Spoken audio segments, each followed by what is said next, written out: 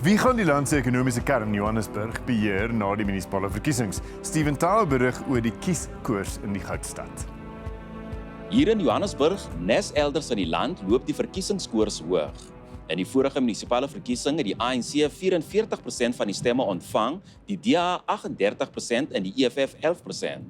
Na samewerkingsooreenkomste gesluit is, was daar in die goudstad vir 'n tyd lank 'n DA-burgemeester, maar sedert Desember 2019 is die ANC weer hier aan die stuur.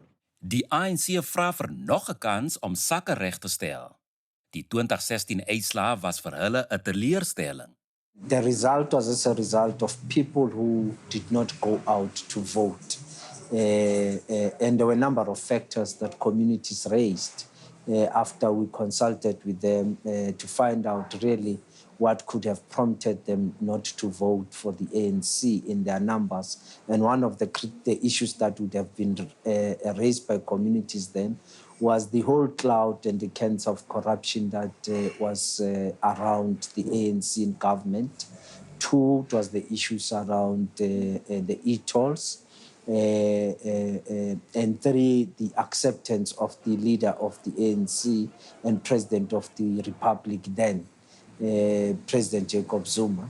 We are confident, and our baseline, of course, is the 2019 election results, which puts us as Johannesburg at 51%. And we want to increase that percentage with at least another 3% to 54%. We are confident a number of issues have been addressed. You could see the attitude of the president of the ANC and of the Republic in as far as addressing issues of corruption, issues of crime, and we have seen the actions that have been taken already. Die voormalige DA-burgemeester Herman Mashaba se nuwe party, Action SA, se plakate is oral in die stad sigbaar. Die ANC is maar net een van die partye wat Action SA teken. Our role is to provide political direction, but the execution is done by professional administration like all over the world. But unfortunately, at the moment, because of ANC cadres are having people with no knowledge of what they are doing, even if they know, they are compromised. Because I tell you, one of the most painful experience I've had as a mayor of the city of Johannesburg was to get into firing black engineers, black lawyers, accountants, because of ANC corruption, where people were compromised, because the only way we can bury the ANC is through two jabs. You know, it's a virus. ANC is an extremely dangerous virus that has really ravished this country for 27 years. And it'll require two jabs. And I'm calling on South Africans, so please, your vote, let it be a strong vaccine. Go out and vote. Please go out in numbers, because ANC has discouraged you from voting. Go out and vote, because if we remove ANC, or when we remove ANC from these three metros, including Etikweni, even Etikweni will bring them under 50%. ANC will be a rural dying party. Burgers in die metro is veral besorgd oor slaggate, waterprobleme en kragonderbrekings. Elke party glo hulle het die oplossings vir die probleme. Daar is dele van Orlando Wes wat al vir 'n maand lank sonder krag sit. EFF sê as hulle verkies word, sal dinge soos hierdie nie gebeur nie. Everybody knows that the EFF stands for the economical emancipation of economical freedom in our lifetime. However, starting with the crisis that we see here in Soweto, of which is electricity, that is a burning. You'll bear with me, Stephen, that electricity in Soweto or in South Africa since 1994, we got 179 billion that has been looted. That's supposed to be used for the benefit of the people in Soweto. The people of Soweto today, they are sitting in this crisis. We got money that has been looted by the thugs. You know, I won't mention the name of the thugs, but you know that those people, they looted that money in order for them to benefit their own political parties.